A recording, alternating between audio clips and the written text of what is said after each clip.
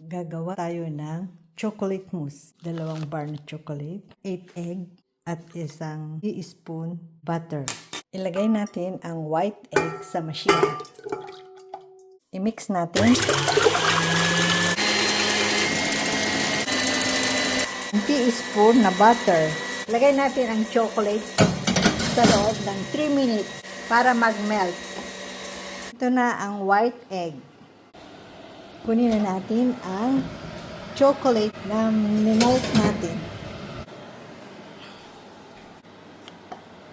Yellow egg. Haluin natin.